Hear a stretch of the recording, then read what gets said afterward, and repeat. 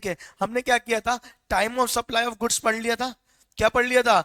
Time of supply of goods. और हमने क्या पढ़ लिया था? वाउचर्स भी पढ़ लिया था, है ना। जिसने नहीं पढ़ा है वो पुरानी रिकॉर्डिंग देख लेगा। अब हम स्टार्ट कर रहे हैं क्या? Time of supply of service. क्या स्टार्ट कर रहे हैं? Time of supply of service. मुझे बताओ सर्विस के एग्जांपल दो, एक दो, कौन कौन सी सर्विसेज होती है दुनिया में, बताओ।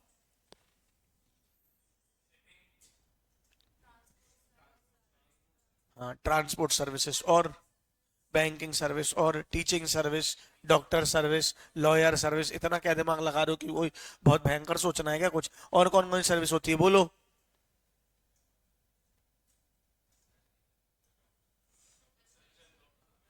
हाँ, और अरे दुनिया में सर्विसेज नहीं सोच पा रहे हो तुम लोग, बाप रे।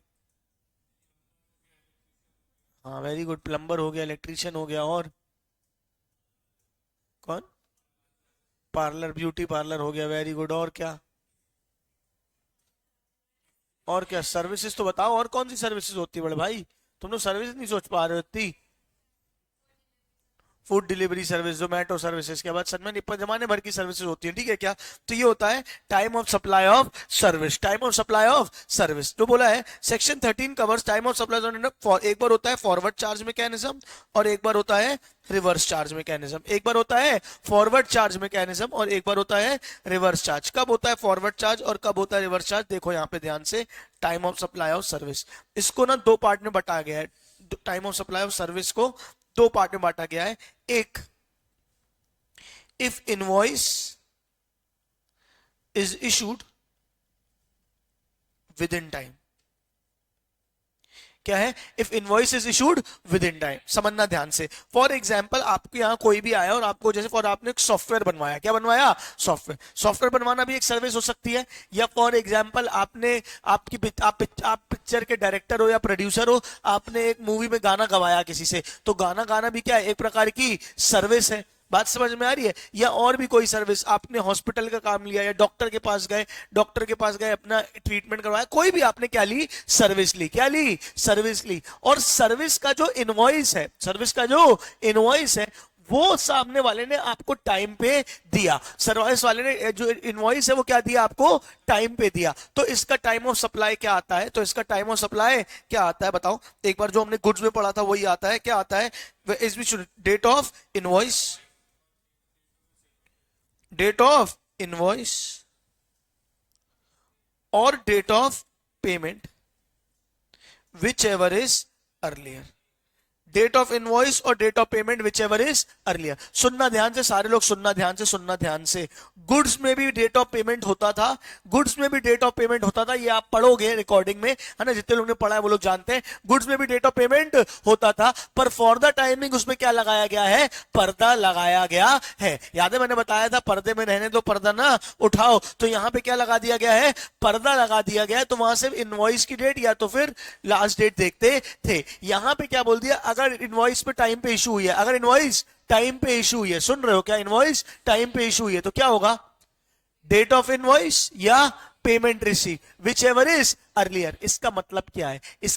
मुझे माल मंगवाना है बाहर से, और मैंने बोला कि भैया मेरे को माल भाड़ा चाहिए, मतलब मैंने क्या बोला कि गुड्स वहां से लेके आ जाओ। सामने वाले ने बोला भाड़ा एडवांस लगेगा। क्या लगेगा? भाड़ा एडवांस लगेगा। और मैंने एडवांस में पेमेंट कर दी। अरे मैंने क्या कर दी? एडवांस में पेमेंट कर दी। और उसने मुझे इनवॉइस टाइम पे इशू कर दी। तो बताओ बेटा, क्या एडवांस में जीएसटी आएगा कि नहीं आएगा? डेट ऑफ इनवॉइस और payment receive, whichever is earlier. तो भाई पेमेंट तो इनवॉइस के पहले है।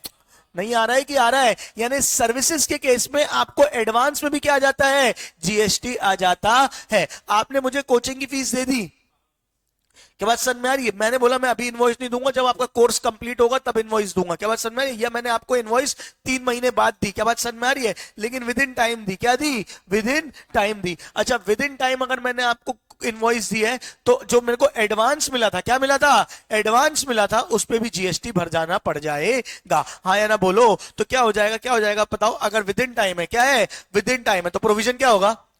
डेट ऑफ इनवॉइस या payment receive, whichever is earlier. अच्छा, मैंने आपको उस दिन बताया था डेट ऑफ पेमेंट क्या मानी जाएगी। याद है किसी को डेट ऑफ पेमेंट क्या बताई थी मैंने? डेट ऑफ पेमेंट, एक दिन मुझे चेक मिला, एक दिन मुझे चेक मिला, मैंने अगले दिन डिपॉजिट किया और 2 दिन बाद मेरे बैंक में क्रेडिट हुआ, ठीक है, और उसके 2 दिन बाद मैंने बुक्स में क्या करी, एंट्री करी। क्या बात समझ में आ रही है? बताओ इन तीनों में से कौन सी तारीख को डेट ऑफ पेमेंट लेंगे? जिस दिन जिस दिन बैंक से पैसे आए उस दिन बोलो हाँ या नहीं। कई बार लोग क्या करेंगे, पैसे आने के पहले कैश ले लेते हैं और सारी चीज होती, कैसे करोगे आप? तो उनने बोला है, नियम बताया, डेट ऑफ पेमेंट के लिए एक नियम बनाया, क्या? जिस दिन बुक्स में क्रेडिट हुआ, जिस दिन अकाउंट में क्रेडिट हुआ, या जिस दिन मैंने बुक्स में एंट्री करी, अरे यार जिस दिन मेरे को अकाउंट में क्रेडिट हुआ या जिस दिन मैंने बुक्स में एंट्री करी, विच एवर इज अर्लियर। क्योंकि हर बार अकाउंट में क्रेडिट नहीं होता ना, हो सकता है मेरे बिहाफ में आपने किसी और को पेमेंट कर दी हो सकता है कुछ कैश में ट्रांजेक्शन हो गया हो, तो हर बार क्रेडिट की डेट पता नहीं चलेगी। तो उन्होंने क्या बोला, 2 डेट बोली, कौन कौन सी? या तो अकाउंट में क्रेडिट हो, अरे हाँ बोलो ना, तुम बिना अकाउंट में पैसे आए अकाउंट बुक्स में एंट्री तो करते नहीं हो, बोलो हाँ नहीं। अगर आपने बुक्स में एंट्री कर दी तो हमने मान लिया कि तुम्हें पैसा मिल गया, हाँ या ना बोलो। तो डेट ऑफ पेमेंट कौन सी ले जाएगी हमेशा? या तो जिस दिन बैंक में क्रेडिट हुआ या तो जिस दिन पेमेंट मिली, विच एवर, जिस दिन बुक्स में एंट्री हुई, whichever is earlier, whichever is earlier. तो मुंडू को स्ट्रेट बैठो पहले, अगर invoice is issued within time, अगर invoice is issued within time तो क्या होगा? डेट ऑफ इनवॉइस या date of payment, whichever is earlier. अच्छा, पेमेंट की डेट कौन सी ली जाती है? जिस दिन बुक्स में एंट्री हुई या अकाउंट में क्रेडिट हुआ, विच एवर इज अर्लियर। क्या बात समझ में आई? ये if invoice is issued within time की कहानी है। देखो, issued on time, date of invoice या date of payment, whichever is earlier, whichever is earlier, हाँ या ना बोलो। अच्छा, डेट ऑफ पेमेंट क्या ली जाएगी? Date of credit in bank account, date of entry in books of accounts, whichever is earlier. ये date of payment के लिए इनने बोला हुआ है, हाँ या ना बोलो। आया कि नहीं आया? हाँ, उसका अलग चीज होता है। हाँ, आपको इनवॉइस इशू हो गया, आपको इनवॉइस जीएसटी तो आपको लग जाएगा, आप सरकार को पे कर दोगे। क्या बात समझ में आ रही है? फिर अगर वो बैड डेट हो गया, पैसा नहीं मिला, उसका रिवर्सल होता है, उसके दूसरे प्रोसेस होते हैं, यहाँ तो आपको जीएसटी उसका भर जाना पड़ेगा, हाँ या ना बोलो। आपने माल बेचा ना, बस डेट ऑफ इनवॉइस आपने इशू कर दी, आपकी लेनदारी बन गई। आपको एडवांस के केस में, किसके केस में? एडवांस सर्विसेज के केस में, किसके केस में? सर्विसेज के केस में, हाँ या ना बोलो। आया कि नहीं आया? अरे बोलो बेटा। अच्छा, अब कहानी क्या है? Invoice is not issued within time. आपने इनवॉइस इशू करने में लेट करी। पहले इशू करने की डेट क्या होती है? टाइम पे कब माना जाता है? जिस दिन सर्विस कंप्लीट हुई, जिस दिन सर्विस कंप्लीट हुई उसके 30 डेज के अंदर आपको क्या कर देना है? इनवॉइस इशू कर देना है। अब यहां देखना ध्यान से बात, जिस दिन सर्विस कंप्लीट हुई उसके 30 डेज के अंदर आपको क्या कर देना है? इनवॉइस इशू कर देना। यहां देख रहे हो, अब देखना मजे की बात, आज सर्विस कंप्लीट हुई, आज से 30 दिन तक रुकेंगे। सुन रहे हो क्या? आज सर्विस कंप्लीट हुई, आज से 30 दिन तक रुकेंगे कि आप इनवॉइस इशू कर रहे हो कि नहीं। अगर 30 दिन तक इनवॉइस आपने इशू कर दी तो invoice is issued within time. अरे हाँ बोलो ना। तो फिर टाइम ऑफ सप्लाई क्या आया? या तो इनवॉइस या तो payment, whichever is earlier. अगर एडवांस ले चुके हो तो पहले ही जीएसटी आ गया होगा, नहीं लिया तो इनवॉइस की डेट, मतलब इनवॉइस और payment whichever is earlier. मजे की बात देखना भी यहां पे, आज सर्विस कंप्लीट हुई, 30 दिन तक रुके, 30 दिन तक रुके। अगर आपने इनवॉइस नहीं इशू करी टाइम पे, आप इनवॉइस 30 दिन से ज्यादा डिले हो गई, मतलब आपने डिले कर दिया, तो फिर डेट ऑफ सप्लाई क्या ली जाएगी?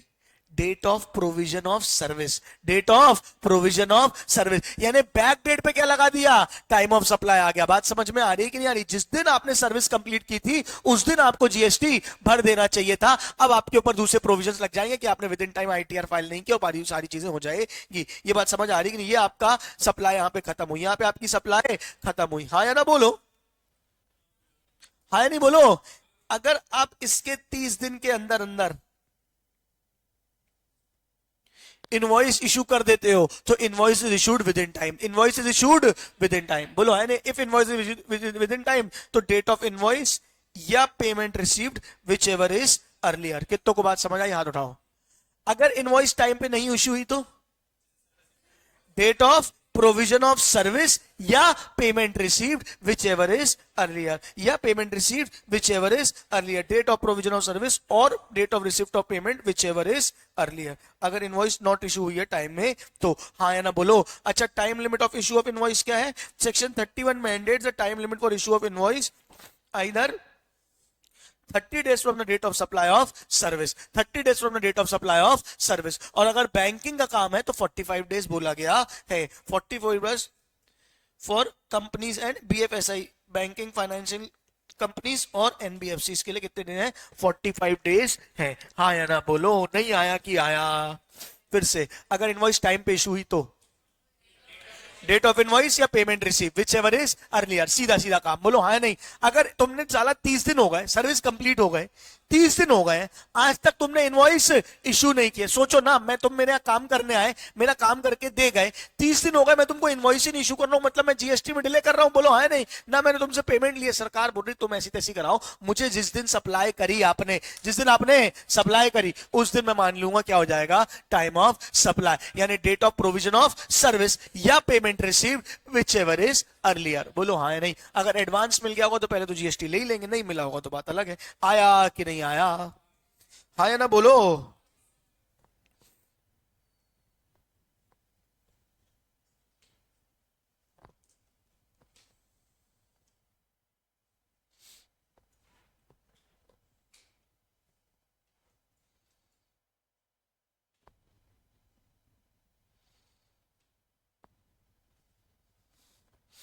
ये वाला पॉइंट अपन थोड़ा रोकेंगे, ठीक है?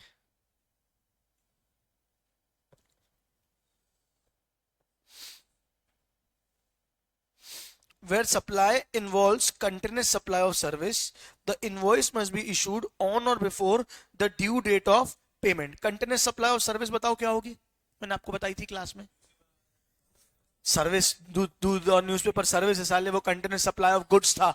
आपका बिजली का बिल आ रहा है, अरे यार आपका बिजली का बिल आ रहा है, बिजली आपका क्या है? Continuous supply of service. क्या बात समझ में आ रही है?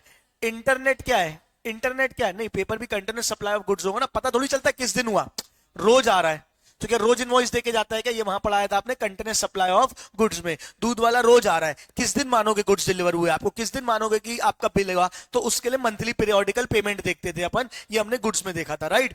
अब गुड्स का ही ऑपोजिट देख रहे हैं सर्विस में। जैसे फॉर एग्जाम्पल मेरा यहाँ इंटरनेट लगा हुआ है तो रोज इंटरनेट आ रहा है, अरे बोलो ना यार। प्रोविजन ऑफ सर्विस का कौन सा डेट लोगे? रोज पूरे 24 घंटे तो मेरे यहाँ बिजली आ रही है, 24 घंटे तो मेरे यहाँ क्या आ रहा है? इंटरनेट आ रहा है। क्या लोगे? Date of provision of service क्या लोगे? तो यहां पे बोला गया है जिस दिन आप क्या करोगे, where supply of involves continuous supply of service, the invoice must be issued before the due date of payment. आपकी एक बिलिंग साइकिल होती है सर्विसेज के केस में, बोलो यार नहीं, हर महीने की 5 तारीख को बिल आएगा, हर महीने की 18 तारीख को बिल आएगा, ऐसा होता है ना। बिजली के बिल की एक साइकिल होती है, इंटरनेट के बिल की एक साइकिल। तो जिस दिन बिलिंग साइकिल की ड्यू डेट ऑफ पेमेंट है, अरे हाँ या ना बोलो ना यार, जिस दिन आपकी बिलिंग साइकिल की ड्यू डेट ऑफ पेमेंट है वही आपकी ड्यू डेट ऑफ इनवॉइस है। मतलब पेमेंट लेने से पहले तुरंत में आप क्या करोगे? इनवॉइस करोगे। आया कि नहीं आया? आपको कब पता चलता है बिजली का बिल भरना है? जब बिल आता है। अरे यार जब बिल आता है तभी पता चलता है ना। तो डेट ऑफ इनवॉइस ही डेट ऑफ क्या होती है? पेमेंट। जिस दिन ड्यू डेट होती है उसी दिन तो बिल आता है, कि साइकिल जिस दिन आपकी कंप्लीट हो रही होती है। आ रहा है कि नहीं आ रहा है? तो क्या लिखा है? Where the supply involves continuous supply of service, the invoice must be issued before the due date of payment. The invoice must be issued on or before the due date of payment, where the contract specifies the date, where the contract specifies the date। मतलब आपस में बात हुई थी कि हर महीने की 5 तारीख को बिल आएगा, हर महीने की 5 तारीख को। रेंटल भी क्या है? सर्विस है। रेंटल भी क्या है? सर्विस है। किराए पे रहते हो ना आप, तो क्या है? हर महीने की जिस तारीख को किराया भरना है उस दिन या उससे पहले क्या आ जाना चाहिए? बिल आ जाना चाहिए। हम क्या पढ़ रहे हैं? Last date of issue of invoice. Last date of issue of invoice, rule सबके लिए वही है। अगर टाइम पे इश्यू है तो डेट ऑफ इनवॉइस या payment receive, whichever is earlier. और अगर टाइम पे इशू नहीं है तो या payment receive, whichever is earlier. हाँ या ना बोलो। बढ़िया। अब उसने क्या बोला?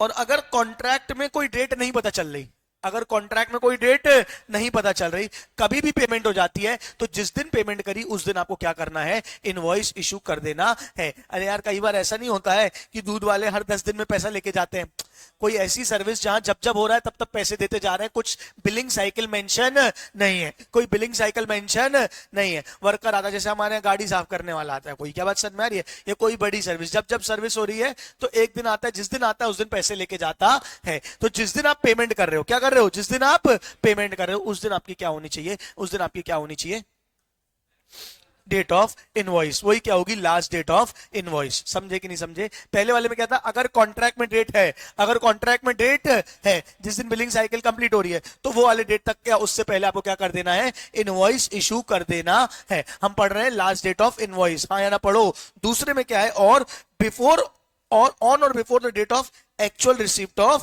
payment where the due date is not ascertainable, or on or before the date of completion of milestone event where the payment is linked to completion of milestone। completion of milestone मतलब जैसे घर बन रहा होता है, बोलते हैं ना, जितना जितना कंप्लीट करते जाओगे उतना उतना पैसा देते जाएंगे। पेंटर आता है पुताई करने वाला, तो क्या करता है, भैया एक कमरा पोत दिया उसके हिसाब से इतना पैसा ले जाता है, वो एक बार में पूरे पैसे नहीं लेके जाते, हाँ है ना बोलो।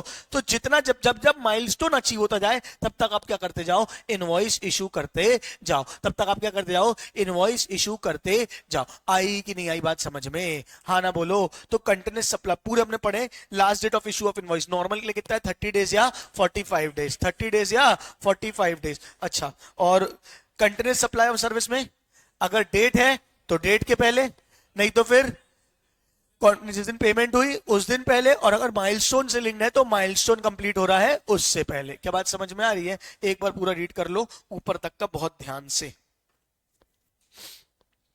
और इसके वो बना लेना नोट्स। अगर विद इन टाइम है तो डेट ऑफ इनवॉइस या date of payment whichever is earlier, within time नहीं है तो, विद इन टाइम नहीं है तो date of provision of service या payment receive whichever is earlier. Last date क्या होती है, 30 दिन, 45 दिन, और कंटिन्यूस सप्लाई के लिए अलग।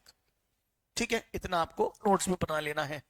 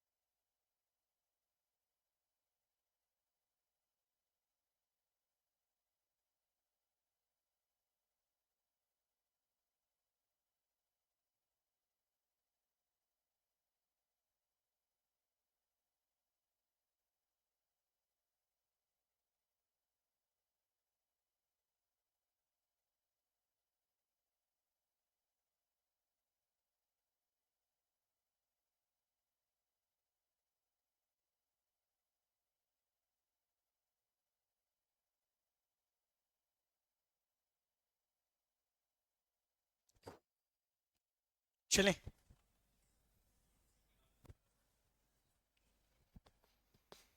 तुझ में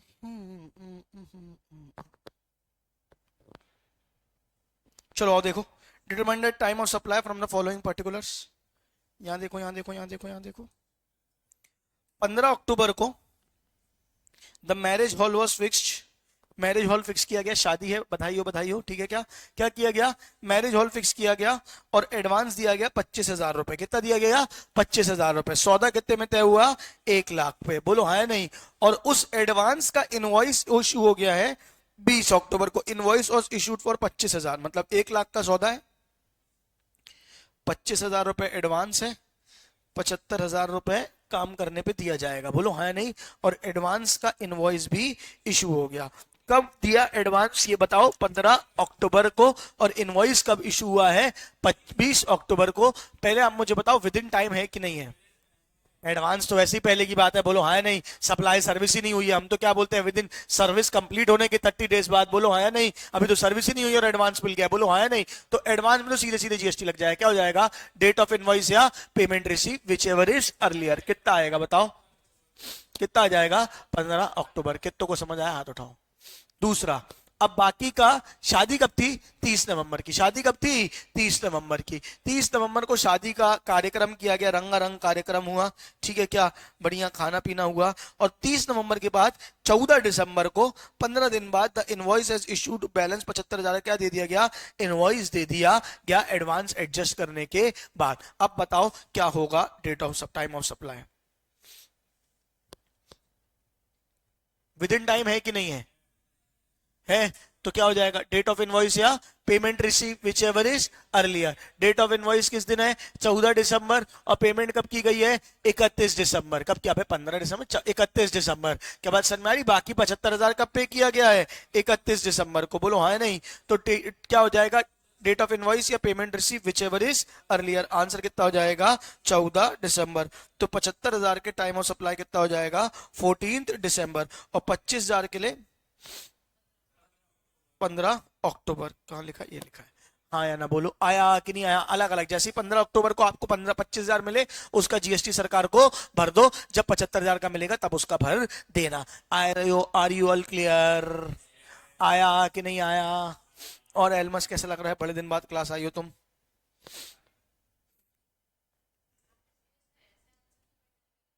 हाँ हाँ, ऐसे ही लिखेंगे, ऐसे ही लिखेंगे। पहले आपको प्रोविजन लिखना पड़ेगा कि भैया टाइम ऑफ सप्लाई अगर विद इन टाइम होता है तो डेट ऑफ इनवॉइस या payment receive whichever is earlier. यहाँ पे with in 30 days invoice issue हो गई है, यानी विद इन टाइम है। विद इन टाइम में डेट ऑफ इनवॉइस ये है, पेमेंट की डेट ये है, विच एवर इज अर्लियर में ये डेट आ रही है। ऐसा आपको आंसर लिखना पड़ेगा। मेरे को बिल्कुल मजा नहीं आ रहा है पढ़ाने में, क्योंकि ऊपर अब मुझे से आरसीएम पढ़ाना है। क्या पढ़ाना है, आरसीएम। पूरा आरसीएम मैंने वहां पे आपको पढ़ा रखा था। क्या बात सर, में पूरा सेम है। बताओ क्या था आरसीएम में वहां पे, बताओ बताओ बताओ, किसी को याद हो तो। वो तो आरसीएम होता है, रिवर्स चार्ज मैकेनिज्म क्या होता है, जब रेसिपेंट टैक्स भरता है, ठीक है क्या। लेकिन रेसिपेंट टैक्स भरता है, ठीक है, लेकिन उसमें टाइम ऑफ सप्लाई क्या पढ़ाया था। खोलो खोलो, पढ़ने पलटाओ भले।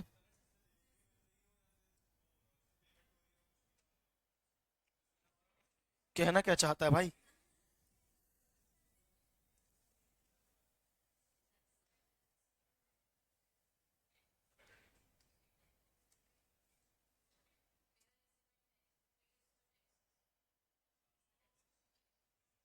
ये है आरसीएम, बताओ क्या था।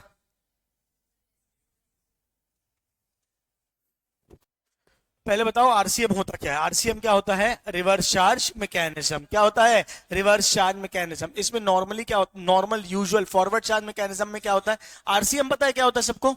फॉरवर्ड चार्ज मैकेनिज्म में क्या होता है, मैंने आपको गुड्स बेचे, मैं सप्लायर आप रेसिपेंट, मैं सप्लायर आप रेसिपेंट, आपसे टैक्स कलेक्ट करूंगा, सरकार को पे करूंगा। ये क्या होता है, फॉरवर्ड चार्ज मैकेनिज्म। क्या होता है, फॉरवर्ड चार्ज मैकेनिज्म। हो मेरे साथ।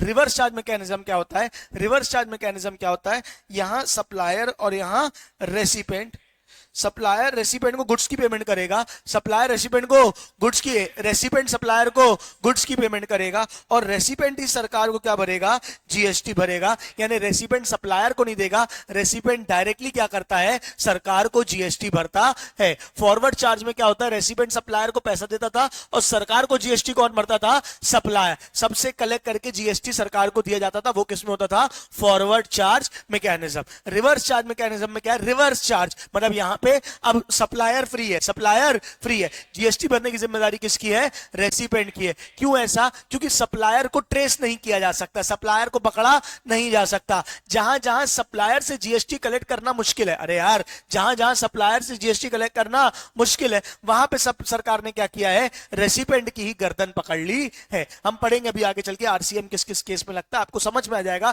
कि हाँ क्यों आरसीएम लग रहा है। क्योंकि जैसे इंपोर्ट ऑफ सर्विसेज है, अब बाहर है सप्लायर, कहां पकड़ोगे, क्या बात समझ में आ रही है, तो किसको बोल दिया, रेसिपिएंट से ही जीएसटी कलेक्ट करो कि जो भी सर्विस ले रहा है। हाँ कि नहीं, तो अच्छा अभी आपने क्या पढ़ा, अब समझो, फिर से पढ़ा रहा हूं आरसीएम गुड्स वाला, ठीक है क्या। सप्लायर के टाइम पे क्या था, सप्लायर के टाइम फॉरवर्ड चार्ज में क्या था, हम सप्लायर को पकड़ रहे थे कि डेट ऑफ इनवॉइस, अरे यार डेट ऑफ इनवॉइस या डेट ऑफ पेमेंट रिसीव्ड, हाँ या नहीं बोलो ना यार। अब यहां पे क्या है, इनवॉइस किसकी जिम्मेदारी है, किसके हाथ में इनवॉइस इशू करना, सप्लायर के कि रेसिपिएंट के। नॉर्मल केस में इनवॉइस कौन इशू करता है भाई, हर केस में इनवॉइस कौन इशू करता है, सप्लायर। हाँ अब सप्लायर, इनवॉइस इशू करना किसका काम है, सप्लायर। रिवर्स चार्ज में मुझे टैक्स किससे लेना है, सप्लायर से कि रेसिपिएंट से। तो मैं सप्लायर, तो क्या मैं इनवॉइस पे जीएसटी लिंक कर सकता हूं, नहीं भाई। रेसिपिएंट बोलेगा मेरी क्या गलती, सप्लायर इनवॉइस नहीं दे रहा तो मेरी गर्दन काहे पकड़ रहा हूं, हाँ या ना बोलो। इसलिए वहां पे हमने रिवर्स चार्ज के केस में इनवॉइस से ना लिंक करके किससे लिंक किया था, देख सकते हो आरसीएम के केस में, जिस दिन मुझे गुड्स मिले, गुड्स की बात कर रहा हूं, जिस दिन मुझे गुड्स मिले उस दिन टाइम ऑफ सप्लाई हो गया, जीएसटी भर दो, हाँ या ना बोलो, हाँ या नहीं। अगर गुड्स नहीं भी मिले तो लोग क्या करते थे, date of payment entered into the books of accounts या पेमेंट रिसीव्ड, सॉरी हाँ, date of payment enter in the books of account, मैंने जिसने बुक्स में एंट्री कर दी उस दिन मान लिया जाएगा कि मुझे पैसे मिल गए हैं, हाँ या नहीं बोलो। या फिर मैक्सिमम क्या था, 30 days from the date of issue of invoice और एनी अदर डॉक्यूमेंट। भले मेरे पास गुड्स ना आए हो, भले मेरे पास पैसे ना आए हो, भले मेरे पास गुड्स ना आए हो, भले मेरे पास पैसे ना आए हो, 30 डेज क्या हो गए, गुड्स मिले हुए हो गए, तो आपको कर लेना है, हाँ या ना बोलो। नहीं आया कि आया। मैं एक चीज सबसे रिक्वेस्ट करना चाहता हूं, जैसे ही रिकॉर्डिंग आए देख लेना एक बार सीक्वेंस में, क्योंकि अब जिन लोगों ने क्लास मिस की है वो उल्टा पढ़ रहे हैं। पहले मैं गुड्स पूरा अच्छे समझा देता हूं तो सर्विस आसान हो जाता है, अब मैं सर्विस पढ़ा रहा हूं, फिर समझाने के लिए वापस गुड्स पढ़ा रहा हूं, अब फिर वापस सर्विस जा रहा हूं, तो तुम्हारा दिमाग हौच पौच हो जाएगा। तो एक बार बैठ के पूरी रिकॉर्डिंग देख लेना, नहीं बने तो मुझसे आके अलग से पढ़ लेना, चलेगा क्या, हाँ या ना बोलो। क्या करोगे बेटा, जीवन ऐसा ही है, ठीक है क्या।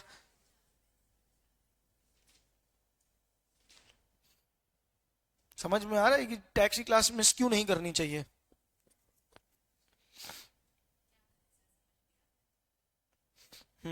अरे मतलब तुम लोग नहीं करते हो ना, जेन्युइनली अटेंड करते हो, तो छुट्टी नहीं करना, बस अगली बार ऐसे नॉर्मली वाली, बाकी तो कोई दिक्कत ही नहीं है। ये देखो आरसीएम के केस में क्या है, सुनो ना, आरसीएम के केस में कौन है, ये कौन है, सप्लायर, ये कौन है, रेसिपिएंट, है ना। इसने इसको सर्विस दी, ये इसको पेमेंट करेगा, और जीएसटी भी कौन भरेगा, रेसिपिएंट, जीएसटी भी कौन भरेगा, रेसिपिएंट। यहां तक मेरे साथ हो, है ना। तो अब इन्हें लिमिट में क्या डाला, लिमिट में क्या डाला, 60 days from the date of invoice, 60 days from the date of invoice और date of payment whichever is earlier, ठीक है क्या। डेट ऑफ पेमेंट, मतलब आरसीएम के केस में क्या बोल दिया गया। अच्छा पहले बताओ यहां पे फॉरवर्ड के केस में, सर्विस के केस में क्या रूल था, फॉरवर्ड चार्ज में, फॉरवर्ड चार्ज के केस में इनटू इनवॉइस डेट या payment date whichever is earlier, और नहीं मिली तो डेट ऑफ सर्विस या payment date whichever is earlier. क्या बात समझ में आ रही है। अब यहां पे क्या बोल दिया गया है, यहां पे पेमेंट मिली है, मतलब विद इन टाइम या नॉट इन टाइम का कोई लफड़ा नहीं है, क्योंकि वो तो सप्लायर के हाथ में है। रेसिपिएंट को इनवॉइस मिला, रेसिपिएंट को उस या डेट ऑफ इनवॉइस जो भी है रेसिपेंट के पास, उसने सर्विस ली होगी, उसको इनवॉइस आया होगा 60 date from the date of invoice, 60 days from the date of invoice या payment receive whichever is earlier. इसके पहले उसको क्या कर देना है, इसके पहले उसको क्या कर देना है, टाइम ऑफ सप्लाई का अपना मतलब उसके मतलब वो आ जाएगा इसका टाइम ऑफ सप्लाई, फिर उसको क्या कर देनी है, सर्विस दे देनी है, मतलब जीएसटी भर देना है। आया कि नहीं आया? हाँ 60 दिन। यहां पे एक्चुअली क्या है ना, रेसिपेंट को बेनिफिट दिया गया है, रेसिपेंट को क्या दिया गया है, बेनिफिट दिया गया है कि आप पूरा सर्विस आपको मिल जाए, सारी चीजें हो जाए, इनवॉइस मिल जाए, उसके पेमेंट कर लो, 60 डेज के अंदर आप क्या कर देना, पेमेंट कर देना। In case transaction mean associated enterprise whether supplier receiver located outside India, the date of recording supply in the books of recipient आगे देखी जाएगी, अपन देखेंगे इसको, समझेंगे। रीड करो इसको एक बार।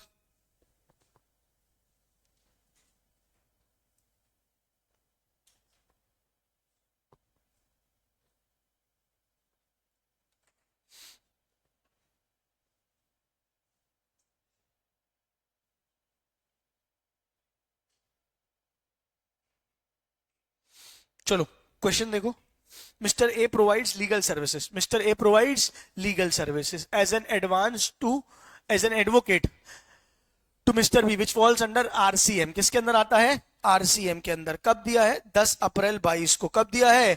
10 अप्रैल 22 को। Mr. A provides legal services as an advocate to Mr. B fall under RCM on 10 April 22। The service are provided to Mr.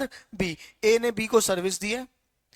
अच्छा, ए ने बी को क्या दिया है? सर्विस दी है। इसमें क्या लगता है? आरसीएम। इसमें क्या लगता है? आरसीएम, एडवोकेट सर्विस में। सुन रहे हो? तो अब कैसे होगा बताओ? 12 अप्रैल 22 को क्या होगा? इनवॉइस इशू की। 10 अप्रैल को सर्विस दी, 12 अप्रैल को इनवॉइस दी, 10/7 को the payment is made by mister B through a cheque and recorded into the books of account. 15/7 को the payment gets debited to the bank of account of mister B. यानी उसके खाते से पैसे कब कटे? उसके खाते से पैसे कब कटे? 15/7 को। सबसे पहले तो पेमेंट डेट तय करो। पेमेंट डेट कौन सी मानी जाएगी? जिस दिन बुक्स में एंट्री हुई या तो बुक में डेबिट हुआ, विच एवर इज अर्लियर। कौन सा हो जाएगा? अभी तो सिर्फ 15/7 होगा ना, ये पेमेंट की डेट नहीं है, ये तो चेक हुआ ना। अच्छा, recorded in books of accounts, ठीक है। तो 15/7 या 10/7 या 15/7, विच एवर इज अर्लियर। 10/7 क्या हो गई? पेमेंट की डेट। 10/7 क्या हो गई? पेमेंट की डेट। हो मेरे साथ? अब इसके बाद क्या बताओगे? बताओ। आरसीएम है, क्या पढ़ा तुमने? 60 days from the date of invoice. 60 days from the date of invoice. कब इशू हुई है इनवॉइस? 12/4 को। कब हुई है? 12/4 से 60 दिन गिनो, कितना होगा?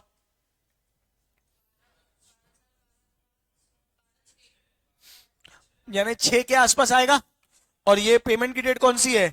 10/7, विच एवर इज अर्लियर। तो मतलब पूरे एग्जैक्ट 60 डेज गिनने पड़ेंगे तुमको, एग्जैक्ट 60 डेज गिनने पड़ेंगे। गिनो 60 डेज कहां से? 12/4 से। 30 का महीना होता है, ठीक है, और मई का वो होता है डेट। गिनो एक बार कितनी आएगी, बताओ कौन सी डेट आ जाएगी? 12/6। 12/4 से 60 डेज इनने गिने तो कितना आ जाएगा? 12/6। समझ आया कि नहीं आया? यहां देखो, एक बार लिख के बता रहा हूं, देखो।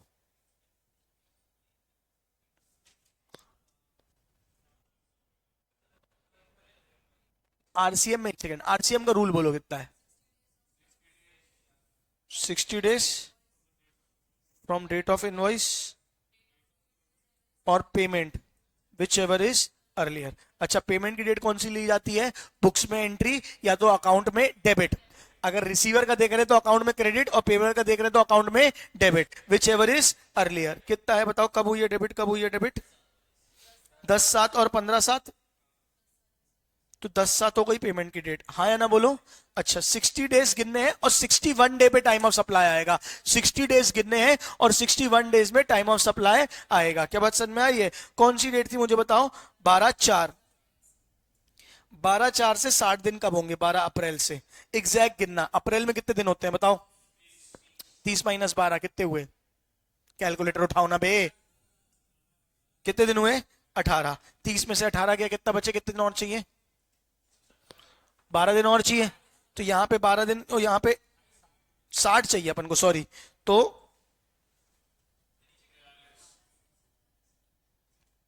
31 डेज का होता है बीच में, तो इसीलिए 11 आ जाएगा। क्या आ जाएगा?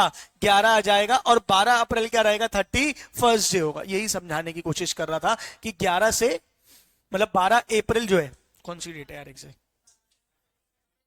12 4 से 11 6, 11 6 कितने दिन हो रहे हैं? 60 दिन। कितने दिन हो रहे हैं? 60 दिन। और 12 6 क्या हो जाएगा आपका? Time of supply. क्या हो जाएगा? Time of supply. समझ आया कि नहीं आया? हाँ,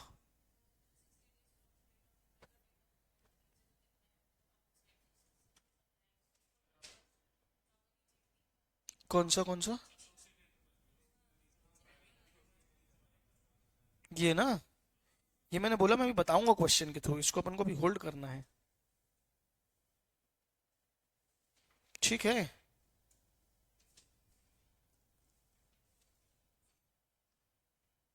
अच्छा, मैंने वाउचर आपको पढ़ाया था गुड्स के केस में, वाउचर पढ़ाया था, याद है वाउचर क्या होता था? ठीक है, किसी को अगर याद हो वाउचर तो कोई और।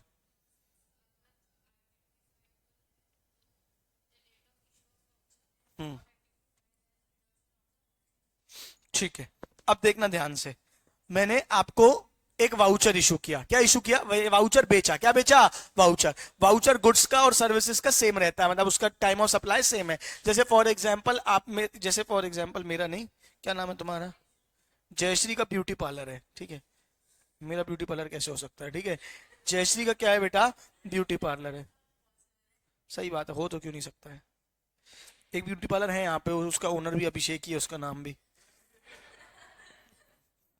बढ़िया है, अच्छा ब्यूटी पार्लर है उसका बहुत। ठीक है क्या? हाँ ना भाई, यूनिसेक्स है ना, दोनों जन जाते हैं ना भाई। ठीक है, तो ब्यूटी पार्लर है। क्या बात समझ में आ रही है? जयश्री का क्या है बेटा? Beauty parlour. सुन रहे हो? क्या बता रहा था, भूल ही गया। हाँ, अब बेटा रुक, तेरे को बताता हूँ मैं। जयश्री का क्या है बेटा? Beauty parlour. और ईशान उसका रेगुलर कस्टमर है। ठीक है, ईशान उसका क्या है? रेगुलर कस्टमर है, मैनिक्योर पेडिक्योर कराने जाता रहता है आए दिन। ठीक है क्या? तो अब ईशान जब गया है, रेगुलर कस्टमर है, तो एक उसने, किसने? ब्यूटी पार्लर ने, जैसी की ब्यूटी पार्लर ने एक वाउचर निकाला कि आप अगर 2000 का ये वाउचर खरीदते हो तो आप 3000 रुपए की सर्विसेज कभी भी आने वाले 2 महीने में ले सकते हो। तो इसको लगा हाँ यार, मेरे को तो रेगुलर जरूरत पड़ती रहती है, तो मैं एक वाउचर खरीद लेता हूं। सुन रहे हो क्या? तो इसने वाउचर परचेज किया। हाँ या ना बोलो? सुन रहे हो? तो वो जो, अबे यार सुनो ना प्लीज, वो जो वाउचर इशू हुआ है उसमें वो 3000 की कोई सी भी सर्विस ले सकता है। बोलो हाँ या नहीं? मतलब जब अगले महीने आएगा वाउचर लेके, तो हो सकता है कि, अरे अपनी गर्लफ्रेंड को लेके आएगा, तुम लोग इतना क्या, है ना, अपनी गर्लफ्रेंड को लेके आएगा शाश्वत, ठीक है ना, चला जाना भाई। ठीक है, अगर वो, अगर वो अपनी गर्लफ्रेंड को लेके जाएगा, सुनो ना यार, बोलूं तो, अब वो हो सकता है उसका फेशियल करवा दे, हो सकता है कि आईब्रो बनवा दे, हो सकता है मैनिक्योर पेडिक्योर कुछ भी करवा दे। अरे हाँ ना बोलो? तो उनमें से कौन सी सर्विस ले रहा है ये पता है क्या? फॉर एग्जाम्पल गुड्स के केस में भी अगर आपने अमेजोन का वाउचर खरीदा, तो आपको पता थोड़ी, आप अमेजोन से कुछ भी खरीद सकते हो, गिफ्ट वाउचर मिलता है ना अमेजोन का, तो उसमें कुछ भी खरीद सकते हो। रेट ऑफ जीएसटी सबके अलग अलग होते हैं। तो अभी वाउचर खरीदते समय आप पे जीएसटी लगाया ही नहीं जा सकता। क्यों नहीं लगाया जा सकता? क्योंकि पता ही नहीं है रेट क्या है। हाँ है ना बोलो? तो व्हेन वाउचर इशू करते हो, अगर गुड्स या सर्विसेज स्पेसिफिकली आइडेंटिफाइबल नहीं है, आप कुछ भी खरीद सकते हो, तो उसका टाइम ऑफ सप्लाई क्या होता है? Date of redemption. क्या होता है? Date of redemption. जिस दिन आपने क्या किया? रिडीम किया, उस दिन तो बताओगे ना कौन सी सर्विस ली। हाँ या नहीं बोलो? पर अगर आइडेंटिफाइबल है कि भैया आपने एक ऐसा वाउचर खरीदा है जिसमें आपको 5 फेशियल्स मिलेंगे, बोलो हाँ है नहीं? फेशियल का रेट पता है, सारी चीजें पता है, तो अगर आइडेंटिफाइबल है, या आपने कोई गिफ्ट वाउचर खरीदा जिसमें यही सामान मिल सकता है आपको, क्या बात समझ में आ रही है? तो उसमें क्या होता है? आपका टाइम ऑफ सप्लाई क्या हो जाता है? At the time of sale of voucher ही ले लिया जाता है, जिस दिन वाउचर खरीदा। अरे मूवी मैजिक की बुक आती थी, एक मूवी टिकट्स के वाउचर की वो आती है कि अगर आप जा लो एक बार में तो आप कितनी भी मूवीज देख सकते हो, ऐसा आपको कूपन मिलता है। हाँ या ना बोलो? तो वो क्या होता है? आपका टाइम ऑफ सप्लाई। अगर पता है कि मूवी ही मिलनी है, तो क्या हो जाएगा? Eight the time of purchase of voucher. Eight the time of purchase of voucher. अगर आइडेंटिफाइबल है तो देखो लिखा हुआ है, अगर आइडेंटिफाइबल है, if the supply is identifiable, issue of voucher, नहीं तो फिर रिडम्पशन, नहीं तो फिर रिडम्पशन इन अदर केसेस। आया कि नहीं आया? एक बार इसका इलस्ट्रेशन देख लो।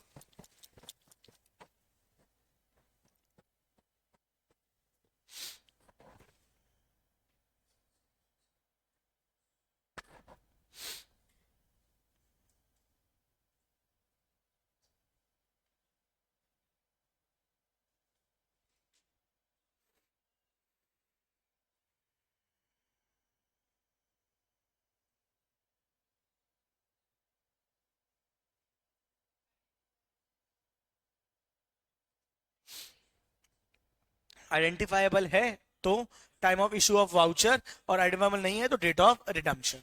ठीक है, अब सुनना ध्यान से, मैंने आपको गुड्स बेचे, ठीक है, इनवॉइस इशू करी, और बोला कि आपने उधारी में खरीदे थे तो इनवॉइस पहले इशू हो गई होगी, तो डेट ऑफ इनवॉइस है, payment receive whichever is earlier क्या आ गया, टाइम ऑफ सप्लाई आ गया। बोलो हाँ नहीं, ये सर्विस के केस में फॉर एग्जांपल, ठीक है क्या, फॉर एग्जांपल आपने कोचिंग का वो किया, एडमिशन लिया कोचिंग में आपने, अभी सर्विस आपकी कंप्लीट नहीं हुई है, लेकिन आपको इनवॉइस इशू हो गया है, पेमेंट अभी आपने नहीं किया, पेमेंट आपने अभी नहीं किया, या स्कूल में आप जाते हो, डेट ऑफ इनवॉइस या payment receive whichever is earlier, date of invoice के हिसाब से जीएसटी भर दिया। बोलो हाँ नहीं, आप लेकिन पेमेंट नहीं कर रहे हो।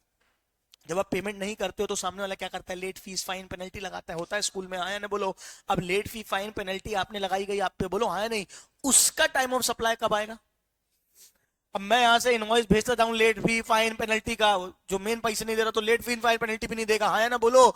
जब तक लेट फी फाइन पेनल्टी मिल नहीं जाती तब तक उस पर जीएसटी नहीं आता। देखो लिखा हुआ है, time of supply to the extent relates to addition in value of supply, addition in value of supply. 1 lakh की सप्लाई थी, अब उसमें फाइन पेनल्टी के कारण एडिशन हो रहा है by way of interest, late fee or penalty for delayed payment or any other consideration shall be date on which supplier received such addition in value। जब उसको एडिशन इन वैल्यू का पैसा मिल जाएगा सप्लायर को तभी माना जाएगा। सेम गुड्स के केस में भी ऐसे ही होता है, जो ऊपर अपन एक पैच छोड़ के आए थे ना छोटा सा, सेम बात लिखी हुई है, वहां भी जाके आप पढ़ सकते हो। क्या बात समझ में आ रही है। और बाकी सारे केस में क्या है, due date of filing periodic returns, जिस दिन रिटर्न फाइलिंग का डेट है तब तक, या फिर date of payment of GST, या फिर date of payment of GST. Main main बातें मैंने आपको बता दी। आप लोग एक काम करेंगे, इसकी पूरी रिकॉर्डिंग देख के आएंगे, कल मैं आपको इसको समराइज कर दूंगा एक बार में, पूरा गुड्स का सर्विसेज का पूरे नोट्स आप लोग बना के आएंगे, है ना, एक बार पूरे नोट्स बना के आएंगे। मैं 15 मिनट में आपको एक बार क्या करा दूंगा, पूरा रिकैप इसका करा दूंगा, तो आपका दिमाग में जो भी थोड़ी बहुत खिचड़ पिचड़ होगी वो एकदम क्रिस्टल क्लियर हो जाएगी। चलेगा क्या, हाँ या ना बोलो। इसको क्या होगा, है तो एचडीएमआई में ही। चलो ठीक है, आया कि नहीं आया समझ में, बोलो बेटा। यहाँ पे आपका टाइम ऑफ सप्लाई भी क्या होता है, खत्म होता है। यहाँ पे आपका टाइम ऑफ सप्लाई भी क्या होता है, खत्म होता है। एक सेकंड रुकिएगा, अरे change in rate of tax बचा है अभी, कर लेंगे 10 मिनट, 5 मिनट का ब्रेक दे रहा हूं, ठीक है क्या। Change of rate of tax interesting भी है, 5 मिनट का ब्रेक दे रहा हूं, उसके बाद मैं आपको change of rate of tax करा दूंगा।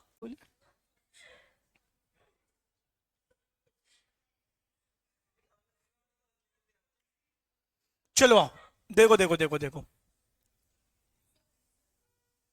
ये है आपका टाइमलाइन, सुन रहे हो क्या, ये क्या है आपका टाइमलाइन। हाँ रिकॉर्डिंग चालू है। एक डेट है इनवॉइस डेट, एक डेट है इनवॉइस डेट, एक डेट है payment date, whichever is earlier, time of supply. अब मुद्दा ये है, चलो जो भी तुमने टाइम ऑफ सप्लाई तो पकड़ ली, अब इस बीच में ना टैक्स रेट क्या हो गया, चेंज हो गया। मतलब फॉर एग्जाम्पल यहां पे लगता था 18% और अब लग रहा है 28%। तो कौन सा रेट लेंगे, और जब change of rate of tax होता है तो टाइम ऑफ सप्लाई कैसे निकालेंगे वो बताया गया है, क्योंकि यहां पे नियम चेंज हो जाते हैं। क्योंकि क्या होगा ना, इंसान होशियारी कर लेगा, 28 पता है न्यूज आ जाती है टैक्स रेट बढ़ने वाला है, तो क्या करेगा, इनवॉइस और वो सारी चीजों में चेंजेस करके थोड़ा सा प्लानिंग कर सकता है। इसीलिए change of rate of tax में क्या क्या क्या, change of rate of tax में टाइम ऑफ सप्लाई निकालने का तरीका थोड़ा डिफरेंट होता है। देखो section 14 defines time of supply where there is change in rate of tax in respect of goods और सर्विसेज बोथ। इसको 2 पार्ट में बांटा गया है। पहला पार्ट क्या है, इन केस गुड्स और services both have been supplied before the change of rate of tax, मतलब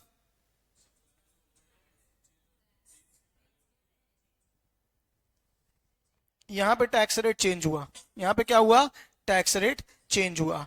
सप्लाई इसके पहले ही हो गई थी, सप्लाई इसके पहले ही हो गई थी, बोलो हाँ या नहीं। अच्छा सप्लाई पहले ही हो गई थी मतलब रेट बाद में चेंज हो रहा है, तो ये सिंपल है, ये थोड़ा क्या है, सिंपल है। अब इसमें 2-3 केसेस हैं, एक एक केस में आपको बताता हूं। पहला केस क्या बोल रहा है, ठीक है, where invoice for the same has been issued and the payment is also received after the change of rate of tax. अरे सप्लाई हो गई पहले, सप्लाई हो गई पहले,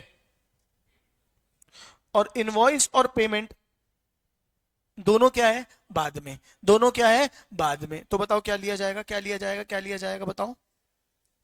date of receipt of payment और date of invoice whichever is earlier. मतलब यहां पे जब दोनों ही बाद में है, अरे यार यहां सुनो प्लीज, इनवॉइस और पेमेंट दोनों ही क्या है, बाद में। तो यहां पे भी क्या हो जाएगा, जो बाद वाला, चाहे इनवॉइस डेट लो चाहे पेमेंट डेट लो, लफड़ा नहीं है, क्योंकि दोनों में ही क्या लगना है, नया रेट लगना है, क्योंकि दोनों में ही क्या लगना है, नया रेट लगना है। बात समझ में आई। सप्लाई पहले है, सप्लाई पहले है, और इनवॉइस और पेमेंट क्या है, बाद में। तो विच एवर इज अर्लियर, यानी दोनों में नया रेट लगेगा। मतलब इस केस में क्या लग जाएगा, नया रेट लग जाएगा। ये बात समझ आई कि नहीं आई, फटाफट बोलो।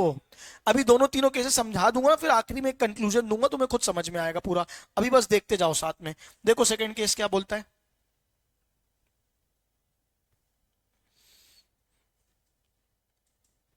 ये रेट ऑफ टैक्स चेंज हुआ है यहां पे, और सप्लाई पहले ही हो गई है।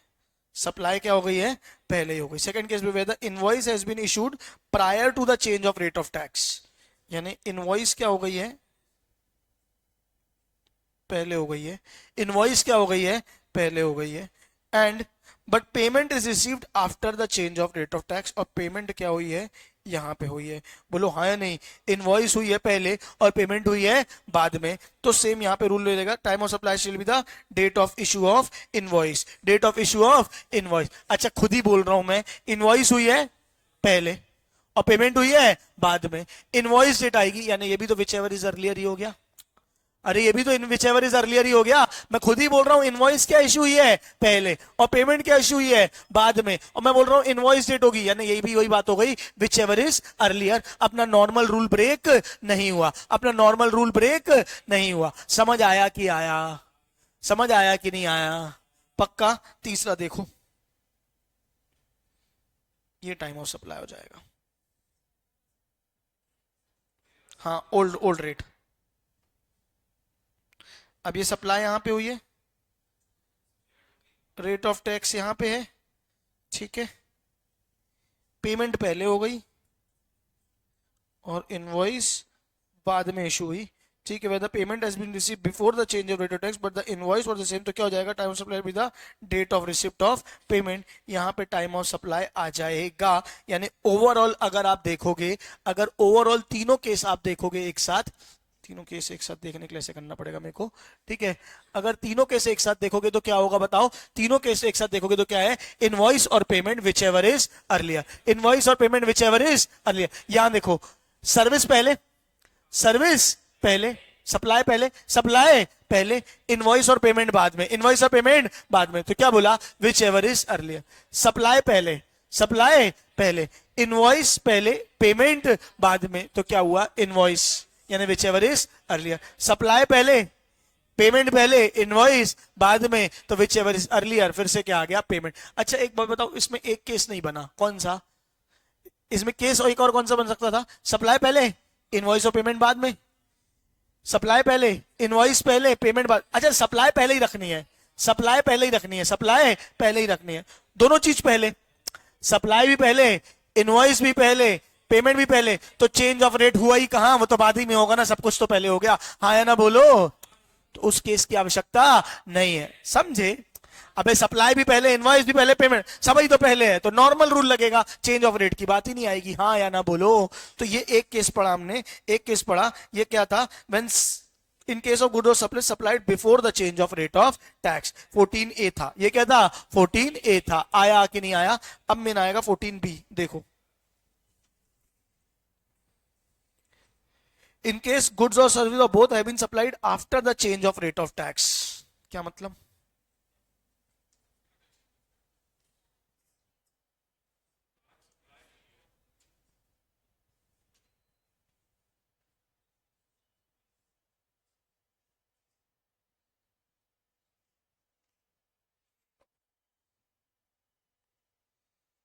रेट ऑफ टैक्स चेंज हुआ, क्या आएगा यहाँ पे, सप्लाई बाद में ही होगी हर केस में। अब ठीक है, क्या पहले सब केस में क्या हो रही थी, सप्लाई पहले। अच्छा अब देखो यहाँ पे क्या है, सप्लाई बाद में हुई है, where the payment is received after the change of rate of tax but the invoice has been issued prior. यानी यहाँ क्या है,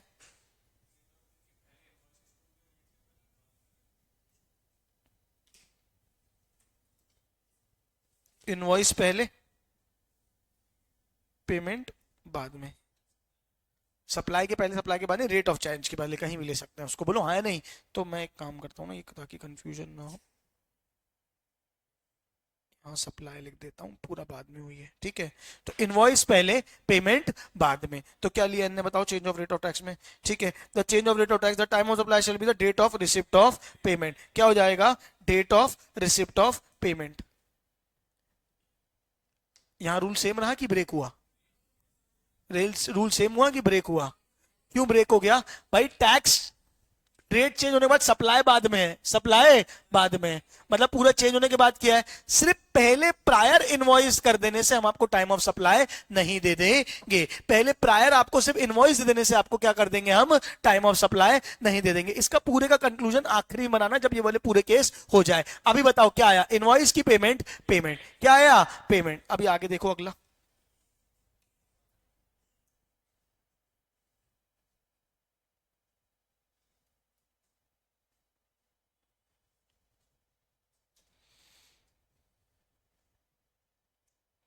रेट ऑफ टैक्स। अब इसमें क्या बोला होगा, पेमेंट पहले हुई है, बाद में इनवॉइस हुआ है, सप्लाई तो बाद में ही है। तो यहां पे कौन सी डेट ली होगी उनने, where the invoice has been issued and the payment is received, invoice has been issued and payment नहीं है, where the invoice has been issued after the change of rate but the payment is received before, payment पहले, invoice after, ये वाला बना दिया मैंने। The change of date, the time of supply with the date of invoice. क्या हो गया, date of invoice, time of supply, ये आ गया। बोलो हाँ या नहीं। अभी इसके बाद जब तीसरा केस बताऊंगा, एक कंक्लूजन बताऊंगा, पूरा लॉजिक क्लियर हो जाएगा। अच्छा पहले बताओ, पहले वाला केस क्या था, एक बार बस केस बोल दो। इनवॉइस पहले, पेमेंट बाद में, तो क्या ली, पेमेंट। यहां पे पेमेंट पहले, इनवॉइस बाद में, तो क्या ली, इनवॉइस। बात समझ में आ रही है। अच्छा तीसरा,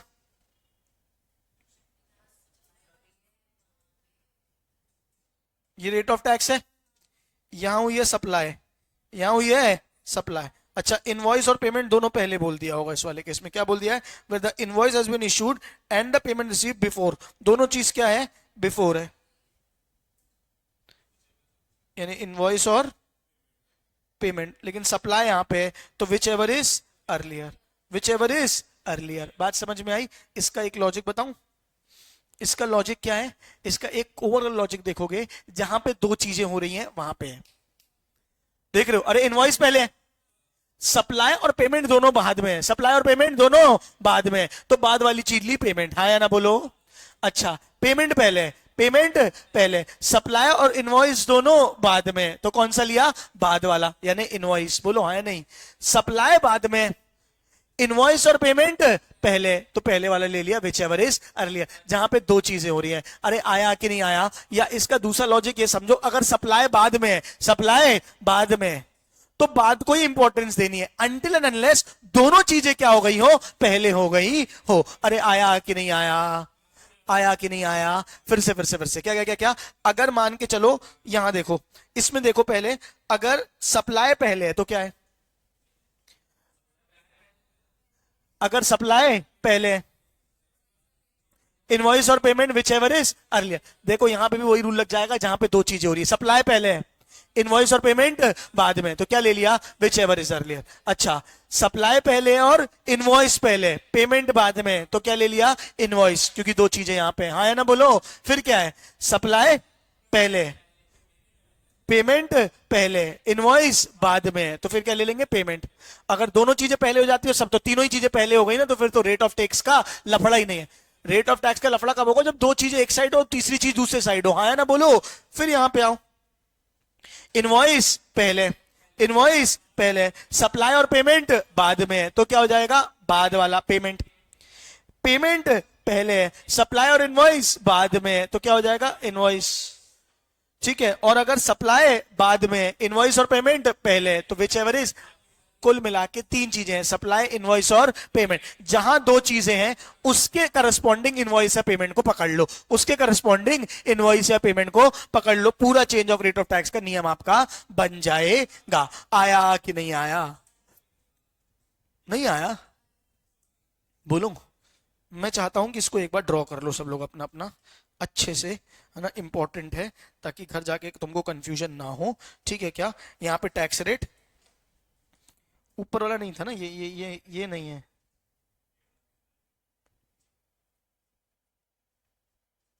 पहले ये 14A है, हेडिंग डालना। 14A में हेडिंग क्या डालोगे? सप्लाई पहले। और 14B क्या है? कहां से लिखा मैंने, भगवान ही जानता है। सप्लाई बाद में। समझ गए?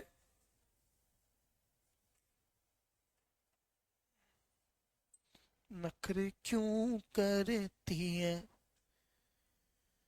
तेनू चचदा नहीं। सप्लाई पहले, इनवॉइस और पेमेंट बाद में। तो यहां पे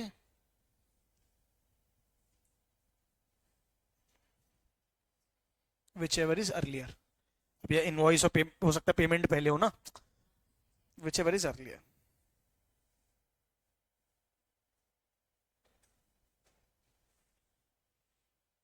और नीचे जो मैंने कंक्लूजन बताया वो भी लिख लेना। तीन में से दो चीजें जहां जहां हो उसको पकड़ लेना है, वो लिख लोगे तो क्या रहेगा, याद रहेगा कंक्लूजन। लिख लोगे? चलो इसको लिख लेना, मैं भेज दूं क्या, कि अभी लिख रहे हो?